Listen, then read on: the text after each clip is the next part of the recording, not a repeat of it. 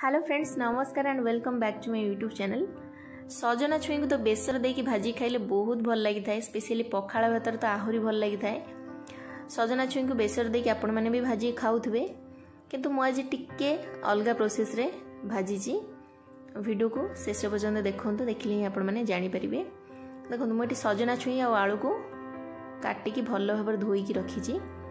ध्यान देवे जितेबाला भी सजना छुई काटुचंती, काटिबा समय सांगे सांगे पानी रे पकई दउथबे, नहले कईथा लागिबो। आ पानी रे बेसी समय भी पकईकी रखिबे नाही, काटिबे कि नाही सांगे सांगे भाजिबे। आगुरु काटिकी रखिले भी सजना छुई भल लागी न थाए टेस्ट। मसला पई आमे नबा एठी गोटे रसुण, गोटे पियाज आ दुईटी लंका, आ सेथिरे ऐड करिबा गोटे चम्मच सोरिष। सोरिषर टेस्ट टिके भल लगी थाए, स्पेशली गोटा भजा सजना छुई भजा। तापर आमे सेतिर ऐड करिबा गोटे चम्मच जीरा।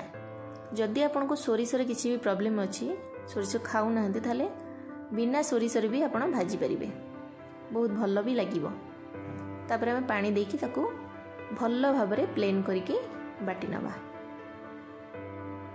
देखंतु जेतिकी सजना छुई आलू नेइची सेही हिसाब रे मसला मु देइची। बेसी मसला नेबेनी कि कम मसला नेबेनी, कहीं मसला आम जिते बड़े भी जेकोसी तरकारी कर भजा कर परफेक्ट हवा दरकार। ता सांग को कम हेले भल लगिबनी कि बेसी हेले भल लगिबनी। तापरे गोटे कड़ाई बसेबा, कड़ाई रे आधा ग्लास पानी दबा। तापरे पानी टिके बॉयल हो गला परे आमे सेतिरे जो बाटी रखी थिले मसला को ऐड करिबा। आ ताको फुटिबा पई छाड़ी दबा। फुटिबा समय आमे भजा पे जेतिकी लूण दरकार, जेतिकी हलदी दरकार पकई नबा। देखंतु टिके भल भाव फुटी आसलानी। तापर आमे काटिकी रखिथिबा आलू को सेतिरे पकेबा। आलू को आगे एइथिपई पकाउचंती काहेकि ना आलू टिके टाइम नै थाए सिझिबा पई, सजना छुई अपेक्षा। आलू को पकई नबा आ तक्कू 2-3 मिनिट पई घोड़े दबा।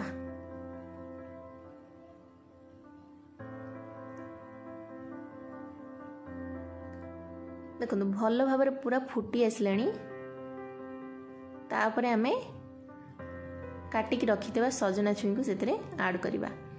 सजना छुई जदि देसी सजना छुई आपण भाजिबे ताहले बेसी टेस्ट लागिबो। आ मार्केट रे देबे हाइब्रिड सजना छुई मिलुची, पूरा देखिथिबे बहुत लंबा लंबा सजना छुई, सेटा टिके टेस्ट लागी न थाए भल, किंतु देसी सजना छुई बहुत भल लागी थाए। देखो सजना छुई जतले पकेबा गैस रो फ्लेम को पूरा हाई रे रखिबा, नहले छुई राइया हो जिवो। आ ताको घोड़े दबा। पूरा 7 ରୁ 8 मिनिट पर्यंत घोड़े की रखिबा। बिल्कुल भी फ्लेम को लो करिबा नाही, से भल भाबरे सिझी जिवो। एते भी सिझेइबेनी जेते जेमती भाजीबा समय रे भांगी जिवो, तो से हिसाब रे सिझेइबे। देखंतु पाखापाखि भल भाबरे सिझी गलानी। तापरे आमे ताको गोटे जगह को काढ़ी नबा। तापरे आमे नेक्स्ट प्रोसेस को जीवा। देखंतु पूरा भल भाबरे सिझी जाइची, जेतिकी हमर दरकार सिझीबा पई सेतिकी दरकार। बेसी सिझेबे जदी भाजीबा समय सेटा भांगी जिवो, तो सेटा को ध्यान देबे। तापर आमे सेई कड़ाई को धोईकी भल भाबरे बसेइबा।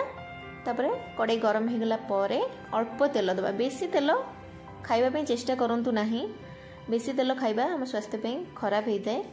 तो जेते परिबे कम तेल रे भजा किमा तरकारी बनेकी खाइबे। तापर आमे सेतिरे लंका और पंचफुटण ऐड करिबा। पंचफुटण भल भाव फुटी गला परे सिझेकी रखिथिबा सजना छुई और आलू को सेतिरे देकी पुणी भल भाव भाजी नबा। सजना छुई कि बाड़ी कदली ये सब खाइबा बहुत हेल्दी होता है, कहीं एथिरे कौनसी सार किंबा औषधर प्रयोग हो न थाए। आपण मन तो जानिथिबे जे मार्केट रे जेते भी परिबा मिलुची सेतिरे बहुत मात्रा रे सार औषधर प्रयोग होउची। जेतिकी स्वास्थ्य पई भल होइताए से सब खाइबा ताठू अधिक खराब, किंतु कौन करिबा खाइबा को तो पड़िबो। किंतु जेते बेले आपन को देसी सजना छुई कि कदली कि सजना साग हो कि कौनसी प्रकार साग हो मिलुची, आपण निश्चित भाव में ताको नियंतु और खाइबा पई चेष्टा करंतु। आपण खाइबा सहित आपण को पिला मानकु मध्य दियंतु। से स्वास्थ्य भी बहुत भल होता है। देखो भाजवा समय गैस रो फ्लेम को मीडियम रे रखिबे ताको भल भाव जारिकी भाजी बहुत टेस्टी लगी थाए। थरे एई प्रोसेस रे सजना छुई को भाजी की खातु मते केमती लागिला निश्चित भाव जनइबे। वीडियो जदि पसंद आसी लाइक करदेवे, शेयर करेंगे और मो चैनल को प्लीज सब्सक्राइब करनेबे। से पर्यंत रहुची, टेक केयर, बाय बाय।